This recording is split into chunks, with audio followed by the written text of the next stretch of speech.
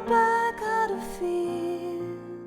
There's nothing keeping us here. Paradise is free. Paradise is free. Welcome to New Realities. My name is Alan Steinfeld, and each week on this program I investigate the leading edge of a spiritual revolution that's happening in this country and around the world. And tonight's guest is very much a part of this upliftment of healing energy, of consciousness, of enlightenment. And her name is Eliza Mada Dalian, and she's the author of this book, In Search of the Miraculous. And she's also a master healer, teacher, spiritual teacher, and transformational agent, I would call you. Thank you for being here. Thanks for having me. So let's cover some of the history, briefly, and also your healing method, and then what you see coming to the planet. So we talked in my radio interview, you had an awakening as a young child, an opening, right? A spiritual transcendence. You could call it that, yes. Mm-hmm. You don't have to go into all of it, but just what happened? How was your consciousness different after this awakening? Well, as a child, the first experience that shifted my awareness of the human existence was witnessing the death of my grandfather. Oh. And as I witnessed it, I realized I'll be dying one day as well, and that everything is temporary, mm-hmm. and the whole world is temporary in a way. Everybody comes and goes. And then obviously the most important question was in my mind: who am I? What am I doing here? What's the purpose? Why I'm here? That was a very profound experience, in a sense, that then your attachment to the world breaks the moment you have that awareness, for anyone who has that awareness. But the who am I part is realizing that you're infinite as well, right? Did you have that realization? Not at that time, but that obviously set the foundation for the rest of my life. Mm-hmm. That whatever I did, that question stayed in the background, that awareness. Once you become aware of something, you can't become unaware of it. So even though you might forget it temporarily, and that's why obviously I continued normal life as studying in a school, then going to university. So you became aware of what at that point? I became aware that life is temporary. But existence is, no, you didn't get aware of it, but it's temporary, no, but what happens beyond that? But yeah. I realized that there's something that is obviously permanent, because I have come here, I will be leaving into I don't know where. Right. Yeah. So then you lived a normal life after that realization, and then what was the next moment where you became a spiritual teacher and healer and all? Yeah, the next moment was basically having the search, beginning the search consciously, which happened at 24, and that's where I came across a teacher, a spiritual mystic, Osho. And started meditating and dropped the world, as you would wish. So even though I was studying to work as an architect and a teacher, but the thirst to know myself was stronger, so I pursued that for many years, and then I had an experience. And what was that? The experience was that I realized that the whole universe is made of joy, and that everything is basically, whatever exists because of joy of creation. Joy emanating from a being, or from where's? The joy emanating from creation itself. Okay. So everything arises out of nothingness, and it manifests as part of creation. So through creation, things get manifested, obviously. And the process of that manifestation, creation, is what generates a lot of joy. What about the suffering? I mean, is that... The suffering is a man-made phenomenon. That's illusion. It's a total illusion, and it's totally man-made. Because behind all the suffering is still this joy of creation. That's right. That's right. And we forget that. That's the problem. Because we use the mind to obviously function in a human world. This is what makes us different from animals. And the mind is what creates the suffering. Mind creates the suffering, and we don't know how to disidentify from a mind. And so part of your healing technique is disidentifying from the mind. Exactly. The way I work with the healing method is what I discovered is there's thought forms, belief systems in our body, in our energy, from the moment we're born and even from before.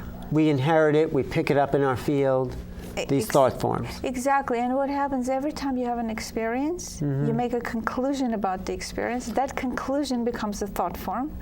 It becomes a belief, and it's imprinted in your body, just like a computer program, which has... So your work then is to look at the thought forms and help release it from the body. I release it from, yes. I look to see what are the layers in the unconscious, because those thought forms, you have to remember, every time there's an experience, there is a layer, then another layer. And what happens, we suppress what we feel and we think. And every time you suppress a feeling or a thought, it becomes a layer on top of the layer. It forms the part of the unconscious. So let's say I have an argument with somebody, right? And then I don't have a good feeling about that. That stays with me, right? And then how would I release that? After the argument, you obviously have a conclusion about the argument. But I also am stuck with a feeling. Yes, I have a conclusion that person's an idiot. No. The feelings, that's right. So the feeling and the thought go together. Okay.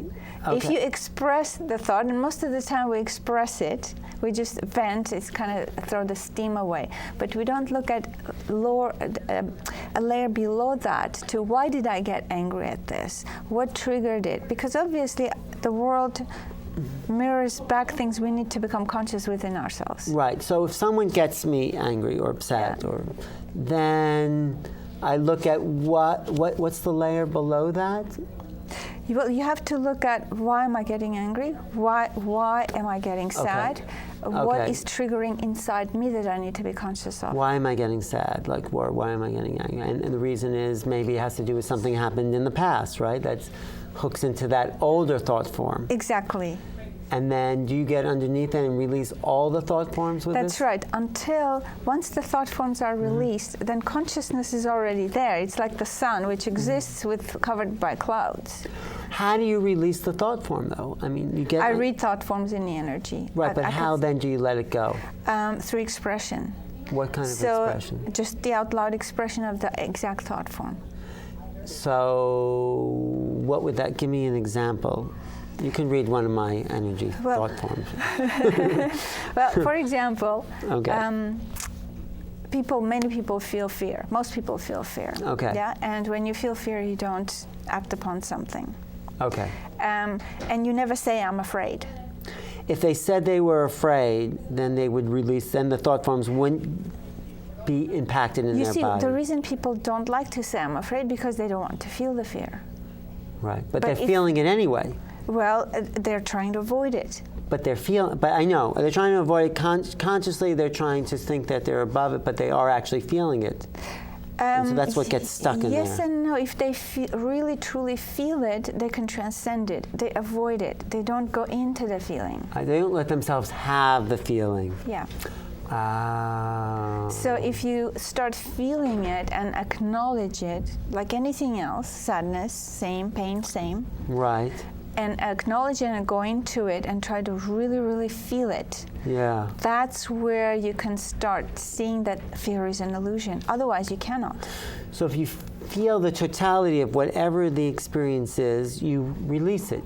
You own it. A teacher I had, it.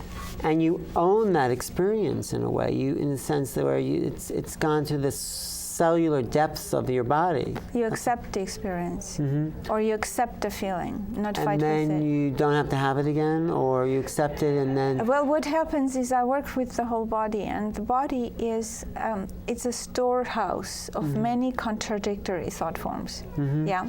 So, and to work with only one area is not enough. In order for full transformation to happen, the whole body needs to be worked with, the whole chakra system needs to be worked with, and all the contradictory thought forms need to be expressed. Okay. Like what kind, so if someone feels sad, they might also feel angry. Yeah. So you work with all the thought forms that are in the field of the person. Yes. And you release them all. That's right. And you do it by having the person get in touch with that? No, I actually read the thought forms and I get people to verbalize it out loud. And I have a system where I work with the breath, inhalation, expression, exhalation. So just do a quick sample, okay? If you don't mind, without giving too much away. Yeah, well, normally I do demonstration on volunteers when I'm doing a talk. Okay, I'll volunteer. I'm not sure it's a good idea, Alan, Why? because my experience that in the past has been not to do this with the host, but I can do it later on after the But interview. why? I'm always using myself as a... Because I don't want to put you on the spot. You can. I people... No, just go ahead. Just a little bit. If it's too much, I'll cut it out. Okay. Okay, well, what I normally ask people to do is make a list of four areas. Okay. Their mental area where they feel challenges, emotional, physical, and spiritual. Okay. So once they really go over the list and write it down, then I'll look at what are the problems that they are aware of, that it's a block or a problem. Then I would look into that and I will see what is hiding in the unconscious with how many layers. So if you have a problem, which could be physical, emotional, mental, I can look at that. Well, let's say I'm working with this project that I'm just resisting. It's a kind of mental thing where I just need to complete it. I have resistance in just sitting down and doing that work. So I feel like a mental resistance in that. So it's something you're doing, but you don't quite like to do it? Well, or? I do like to do it. I just don't. It's big, so I feel it's overwhelming. So I just don't. I'm resisting it, but I also enjoy it. Okay. So it's a contradiction, like you say. I like it, but I'm just overwhelmed by it in a sense. Normally in this situation, what happens is there's a part of you that is aware that there's something that I need to bring out. There's another part which is a conditioning that says I'm not good enough. So that conditioning is what creates that blockage. That creates the resistance to doing it. Exactly. So then with that, this is what needs to be released. I'm not good enough. Okay, so let me release that. And where did that come from? Where did it come from? I guess it came from my parents growing up because they didn't feel good enough. Right. So then it continues like that. Right. Okay. So if I was to release this feeling, how would you do it? If you want. I would normally. I take 90 minutes to do one session. But I just want to give people a taste so they can enjoy your work. So then, just as an example here, if you're already aware of that thought form, I'm not good enough, I would say breathe into your belly and just say it, I'm not good enough. Just say it out loud what that is. Okay. Yeah, just say the words. Yeah. I'm not good enough. It doesn't feel good to say that. Exactly. Exactly. You see, we suppress these things. Oh, so why? But we need to express them so we could be free of them. So if I suppress it, that means I'm actually thinking it anyway, so by saying it, I'm letting it out. You're letting it out, and what's going to happen is emotion is going to come. Okay. Yeah, that's good. That's why I don't want to put you on the spot. No, you can. I've been emotional on the program. Okay. Okay, so I can say like that. And you have to really say it, give yourself permission to say it freely, so you don't judge yourself. Because what's happening here, you're judging also yourself. But by saying it, don't you reinforce it? No. Why not? No, because you're acknowledging it, accepting it. I'm acknowledging what is already in my consciousness anyway. Exactly. Oh, exactly. Okay. So. And you're giving it expression so you can actually, the moment you express it, it's almost like you release it out of your body, and then there's room where you can start seeing it and disidentifying from it. Okay. Yeah? Okay, so if I breathe in and say I'm not good enough. And exhale. Uh-huh. That feels good. Yeah. I feel a release. And you have to keep saying till it changes into something that you start seeing to where's this thought from coming from, and realize that this is not me. This is the idea that thought doesn't come from something that is organic to who I am. Yes, exactly. It comes from some conditioning. It's a conditioning. It's an experience. Like I said before, you have an experience, you make a conclusion, which is I'm not good enough. And then it gets and that's what you Then think it's you a are. program, exactly. And then to release it, you're saying just acknowledge what's been in the program, Express it out loud. express it out loud with the breath, and continue expressing until there is a shift. And in that shift, then I realize they sort of undo the program then. Exactly. It doesn't, and then it frees you to do what you were here to do in the world anyway. That's right, because then you realize this is not me, and I can let it go now, because it's almost like you don't even make an effort to let it go. It drops on its own. It lets you go. Exactly. Yes. So by acknowledging the truth of what we're feeling, you give light to those dark places, as some people have said, and it lets you go. Yeah. And then you're free. Yeah. The truth will set you free, right? That's right. Even though it's painful many times. Right. So that's what's that healing method called? Well, it's called DHM, Dalian Healing Method. I called it something else before, but people who've experienced it, they insisted I should use my name, so I said, okay. So you do that 90 minutes with people, and you go through every little part of where those thought forms are held from what you see.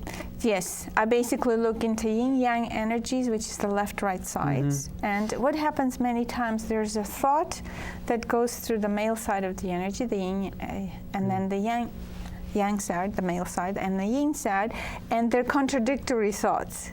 And one side would say good enough, one side would say not so good enough. Yeah, one side would say, I'm angry, I'm frustrated. The other side would say, well, I don't know what to do. Okay. And we go through that duality many times. And we have those two parts fighting each other. Exactly. So then, I don't know what to do holds the energy back. Mm-hmm. I'm angry. Sometimes you release some steam, but when you don't know what to do, also, you don't express the anger. Mm-hmm. So then you feel stuck. And because we interact in life by walking, mm-hmm. using our feet, yes. So once that energy goes through the whole body, then that's how we interact with life. If we want to change that, we need to, this is the power of this method that actually goes into the both sides of the energy mm-hmm. as well as the chakra system. And through releasing the thought forms in each side, and in the male side and the female side, yes. And sometimes the same thought form needs to be expressed several times, because every time you thought it and didn't express it, it's a layer on top of a layer. Well, that must be for people like their whole lives. They might be thinking every minute of the day is that a thought, if they're angry about something, will be impacting them all the time, these subconscious thoughts, right? It will be impacting them if people suppress. If they suppress. But people have suppressed a lot. Absolutely, and that's why we're very artificial. Mm. And the suppression makes us artificial. Artificial in the sense that we're not truly in the joy that we exactly. Of who we are. Yes, and also it keeps us separate. Mm. And all these, thoughts and beliefs that we just bombarded each other. But isn't this work then a lifetime of undoing? Or can you clear it in one session? It's a process. You've had more than one lifetime, and you've had many years of accumulation. Right. But what happens in one session many times is that shift that happens that then helps you to go deeper. Unconscious is very deep. It's like an abyss. Right. And in order for you to be more conscious, the deeper you go into the unconscious, the higher consciousness. And this is another thing, and it's very understandable that people like instant coffee. I want it now, and I want it done, and I don't want to work at it. Right. But the thing is, people don't understand the joy of working at it. There's a joy in clearing the system. Finding yourself, finding the truth. Because it brings up more and more joy. As you get closer to it, it moves it forward. That's right. Mm. So you're doing this individually, but you also see a big picture for the planet, don't you? Yes. Let's talk a little bit about that. Because, okay, so I got your work, but what's happening on the planet? What's happening on the planet, we all know it's a big mess, yes? But at the same time... It's always been what it is. Some people see it as joy, too. Well, I haven't, yes. The chaos of existence of God, of the Leela, the drama of human life. You know what? Even if you feel the joy, you feel the joy of existence, but the joy of human existence, there is not much joy, because the human existence is full of pain, full of suffering, full of... Some of it, and some Yeah. of it's full of laughter and song and dance. I mean, yes, there's those two sides, and I think we can get to the core, but what's the global transformation that you see happening now? Or do you not see it? What I see happening now Yes. is the destruction that needs to happen first. What kind of destruction? Destruction of all the belief systems, yeah. Destruction of the set ways that the ego, people need to understand, what is this ego, why the ego is there, what's the purpose of the ego. It does have a purpose, so it's not all bad. And people need to understand that it needs to be transformed. I need to work on understanding what this is, transforming and becoming conscious. But what happens, the whole world, it's like one ego fights with the other ego. And one country's ego fights with the other country's ego. And it's all an ego fight that creates all the mess. But how's that going to change, one by one, or is it going to change in a bigger way?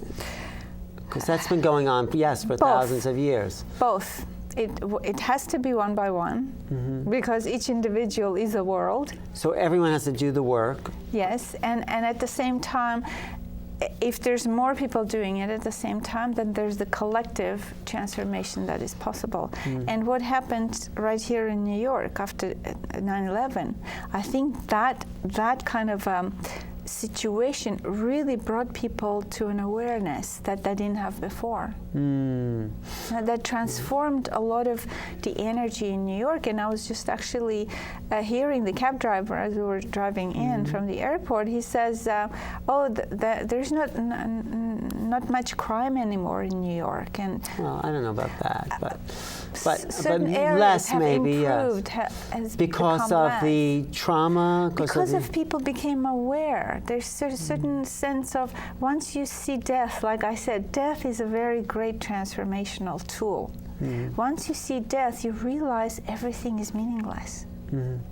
And once all the little dramas and all that. That's right. And once you see that, there's a shift, a very internal, deep shift in consciousness. And then you don't look at life or people in the same way. And that translates into a collective transformation. Yeah. So you see a collective transformation, but first you see all the garbage coming to the surface. We have to. And that's what people have been avoiding. That's why there needs to be an understanding that what we call garbage is all the conditionings and have nothing to do with who you are. And once people understand that, then it's easier to release that garbage. Because all it is truly just accumulated thoughts that are useless. They're useless because it's just they create blocks, they create physical pain, they create illness. With my method, when I'm working on people's pain or illness, what happens once these thought forms are released from the body, even the illness heals itself, the body heals itself. So you've had some miraculous healings? Many times. Wow. Many times. Wow.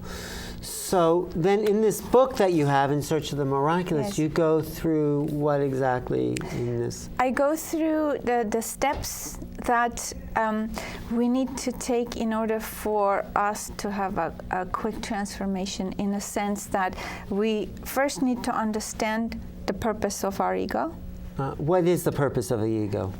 It has a purpose. Yeah. If a child is born and has no ego, the child cannot really create a certain territory of its own to start learning to transform into consciousness. Well, that's what I think. I think the ego is in place to give us a sense of self. It's like a scaffolding for building, and then you need to, once the building is created, once the beingness in the world is created, then the scaffolding, then the ego can start to deconstruct, so we have a presence. That's the only way it That's how it- deconstructs. But what I mentioned specifically is we need to heal the wounded ego into positive ego. Yes. So that's the difference. With the wounded ego, when the ego says I'm not good enough, that's a wound. And with that wound, impossible to transform. Unless you acknowledge the wound. You acknowledge the wound, you go through it. That's why I call it healing into consciousness, because the healing process of going through the wound, healing it transforms you into consciousness. And also strengthens your ego into a more positive ego. The positive ego says, I can take care of myself, I'm good enough, I can do what I need to do in spite of the fear. If I feel fear, I'll jump anyways. So we need to come to that positive ego, because if we feel we're wounded and we feel we're not good enough, if we feel that somebody else has been hurting me and right. I'm not in charge of my life, right. then how can you have power to transform yourself? So that's all part of the illusion anyway, but we have to see it as the illusion. So that's one of the things you cover in this book. And the other parts are? The need for surrender. Surrendering to what? Surrendering to what is. Surrender is exactly, because many times when something happens, we have a conditioning that says this is good, this is not good. Now we start choosing, and the choiceless awareness is absolutely necessary. Choiceless awareness, you mean by just accepting how things are as it is in this moment? Yes, and also looking at what is the lesson in this situation for me. And what else do you cover? I cover the three layers of illusion that we all have to break through. Which are? Which are the personal layer of illusion, the collective layer, and the cosmic layer. Talk about the cosmic layer of illusion. The cosmic layer of illusion is we all come from experiences we've had before we became a human. Like when we were just pure animals, trees, or angelic, or the collective unconscious, the cosmic unconscious. It's more like an animal has an experience, but they're not necessarily aware of themselves. Right, they just have that. They only and they live in a fully natural. Excuse me. Yeah, bless you. They live in a fully natural state. Right. Yes, so different animals have their own nature. There's a certain difference between a lion and a mouse and So they have their own sense of nature, and then they're part of who we are, those animal natures. That's right. You have certain animals within yourself because you've experienced those animal lives. So as a consciousness, I've experienced those lives. Yes. So to transcend the cosmic layer of illusion, you have to also recognize those animal trends within yourself. And you do it the same way you transcend the personal? Well, how would I go? What are you saying? The personal is basically your own unconscious that you look at, and what have I been unconscious of, and start peeling those layers. Like Buddha said, we're like an onion. We need to keep peeling the layers. So how would I peel my cosmic layer? Let's say I was an animal or something. By recognizing that I am still the witness of this. This is still not me. So how would we do that if I was? Can you see what animal I was in my? Well, depending on what animal you were, there's certain trends. Let me give you an example, which I put in a book. I remembered my past lives as different animals, and one of them was a Black Panther. I think I was a Black Panther. So we're meeting again. Hello. Yeah, thank you. So, and my editor he remembered his life as a mouse. Oh. So he's very well organized. He's afraid to take those jumps, so there's fear. He had to work through. Little mouse-like, but very organized. Okay. So he was able to help me to compartmentalize the book. Okay. With me, I work more. I'm a big picture sort of person, and I don't know if you connect with the trends of the Black Panther, but they're very sort of, they don't show their power, they sit. I think maybe a little bit.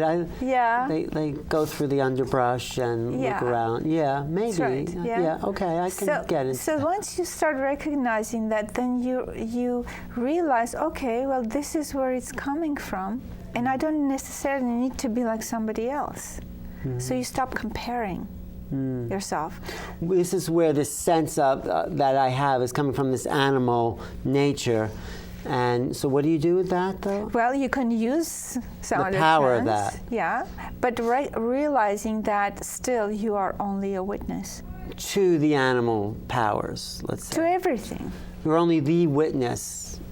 Even if they're feeling sad, depressed, angry, whatever it is, we're witnessing that in the human ego embodiment. That's right. Yeah. And the idea is if we are the witness, we can realize that it's not real, those things. That's how you break through the illusion. Their So energy. that's why in the book I emphasize many times that witnessing, cultivating the inner witness is the most important. And I do that a lot, and I still get caught in some stuff. But that's okay to be caught as long as Do you get go caught back. sometimes? I watch everything. Mm-hmm.